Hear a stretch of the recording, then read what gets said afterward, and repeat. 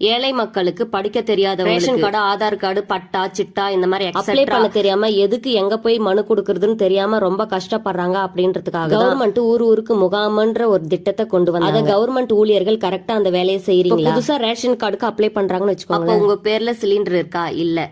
அப்ப reject. EB bill உங்க பேர்ல இருக்கா? இல்லனா ரிஜெக்ட். வரி, நிலத்து வரி இந்த மாதிரி நிறைய ப்ரூஃப் அதுல ஒண்ணும் இல்லனாலும் ரிஜெக்ட் பண்ணி ஒரு ப்ரூஃப் கரெக்டா இல்லனாலும் அப்ளை பண்ண முடியாது. ஆனா எந்த ப்ரூஃப்மே இல்லாம பணம் செலவு பண்ணா மட்டும் எப்படி ரேஷன் கார்டு வருது? ஏதாவது ஒரு ப்ரூஃபை வச்சுட்டு அப்டேட் பண்ணலாம். ஏன்னா எல்லாருக்கிட்டுமே எல்லாமே இருக்கு. ஏதாவது ஒரு ப்ரூஃப் கரெக்டா இருந்தாலும் பண்ணலாம், வாய்ப்பு இருக்கும். எங்களுக்கு தெரியலனாலும் உங்களுக்கு தெரியும், ஆனாலும் செய்ய மாட்டீங்க. அதுக்கப்புறம் ஆதார் கார்டுல அட்ரஸ் மாத்தணும்னா ஏதாவது ஒரு ப்ரூஃப் கொடுக்கணும், இல்லனா அப்டேட் பண்ண முடியாது. டாக்டர், கவுன்சிலர் இந்த மாதிரி 4-5 ஆப்ஷன் கொடுத்திருக்காங்க. அப்டேட் பண்ணும்போது அந்த ஆப்ஷன் சொல்லி பக்கத்துல யாரு இருக்காங்களோ அவங்க கிட்ட சைன் வாங்கிட்டு வாங்க, நான் அப்டேட் பண்ணி தரேன் அப்படின்னு சொல்லலாம். ஏன் டாக்டர் கிட்ட தான் கையெழுத்து வாங்கணும் அப்படின்னு நீங்க ஏன் தட்டி கழிக்கிறீங்க? டாக்டர் கிட்ட தான் கையெழுத்து வாங்கணும் அப்படின்னு சொன்னா அவங்க யாரு அவ்வளவு தொலைவு போறது நடக்கிறது அப்படின்னு கஷ்டப்பட்டுட்டு வீட்டுக்கே திரும்பி போயிடுறாங்க. கவுன்சிலர் எல்லாம் முகாம்ல தான் இருப்பாங்க. பக்கத்துல இருக்கவங்க கிட்ட கையெழுத்து வாங்கிட்டு வாங்க, நான் அப்டேட் பண்ணி தரேன் அப்படின்னு சொல்லலாம். வீட்டுல இருக்கிற அத்தனை பிரச்சனையும் முடிச்சுக்கலாம் அப்படின்னு நானும் எல்லாத்தையும் தூக்கிட்டு போனா நம்ம கிட்ட எது இல்லையோ ப்ரூஃபா தான் கேட்கலாம். இல்லையா? அப்ப அது செய்ய முடியாதுமா, அதுதான் கவர்மெண்ட் ரூல்ஸ். அங்க வந்து 100%ல 10% குறையதான் தீர்த்திருப்பாங்க. இது எல்லாத்துக்கும் அங்க போ இங்க போ, அந்த ஆபீஸ்க்கு வா இந்த ஆபீஸ்க்கு. அதுக்கு எதுக்கு இந்த முகாம்?